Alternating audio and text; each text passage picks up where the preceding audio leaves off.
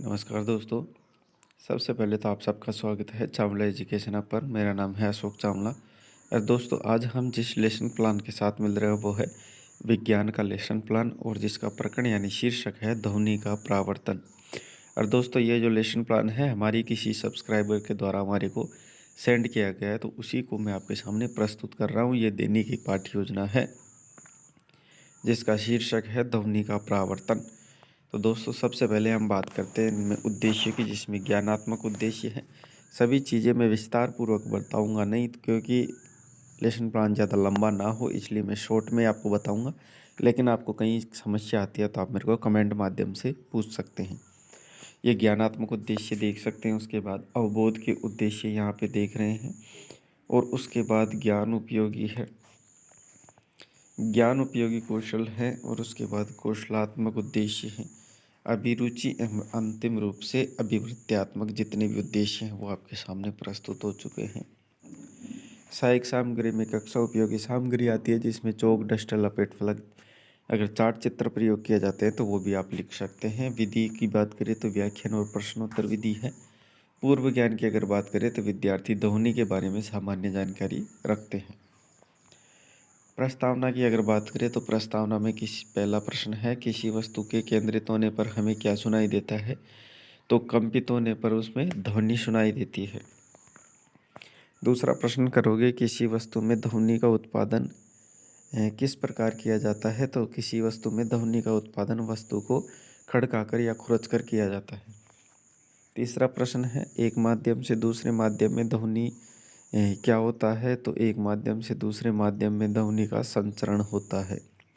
ध्वनि का संचरण ध्वनि के संचरण के लिए कौन कौन से माध्यम होते हैं? तो ध्वनि के संचरण के लिए ठोस भी होता है, द्रव भी होता है, गैस भी माध्यम होता है। किसी ठोस या द्रव में ध्वनि का जो टकराव है वो वापस उसी प्रकार लौटती हो, यह क्या कहलाता है? तो बच्चे समस्यात्मक हो जाएंगे। जैसे ही बच्चे समस्यात्मक होंगे, छात्र अध्यापक या छात्रा अध्यापिका उद्देश्य कथन प्रस्तुत करता है कि किसी ठोस या द्रव में जब ध्वनि का परावर्तन वापस उसी प्रकार लौटता है तो उसे ध्वनि का परावर्तन कहते हैं। हम ध्वनि के परावर्तन का अध्ययन करेंगे।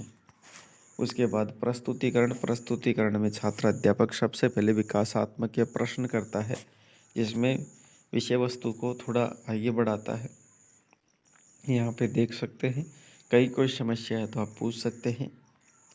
उसके बाद जैसे ही विकासात्मक प्रश्न करता है छात्र अध्यापक, अंतिम रूप से प्रश्न का अस्पष्ट उत्तर प्राप्त होने पर उसका स्पष्टीकरण देता है या फिर कथन प्रस्तुत करता है। ये कथन देख सकते हैं, जो कि छात्र अध्यापक या छात्र अध्यापिका कथन के माध्यम से आपको लिखना है। और जैसे ही कथन प्रस्तुत होता है छात्र अध्यापक इसमें क्या करता है, बोध के प्रश्न कर लेता है कि बच्चे को ज्ञान कितना प्राप्त हुआ। ठीक है, बढ़ते हैं आगे। अब यहाँ पे देखिए, विकासात्मक के वापस दूसरे बिंदु के आधार पर अनुसरण। यहाँ पे देखिए विकासात्मक प्रश्न करता है, जिसमें विकासात्मक प्रश्न करता है। 3 से 4 प्रश्न करने के बाद छात्र अध्यापक कथन प्रस्तुत करता है, और कथन प्रस्तुत करने के बाद वापस से बोध प्रश्न यहाँ पे छात्र अध्यापक करता है। यहाँ पे 2 बोध प्रश्न किए गए हैं। उसके बाद तीसरा बिंदु, ध्वनि के बहुत परावर्तन के उपयोग, कि ध्वनि के जो बहुल परावर्तन है उसके क्या उपयोग है। तो सबसे पहले विकासात्मक प्रश्न करता है। ये 4 प्रश्न विकासात्मक करने के बाद उसमें अस्पष्ट उत्तर प्राप्त होने पर उसका स्पष्टीकरण देता है। यहाँ पे स्पष्टीकरण भी आप देख सकते हैं।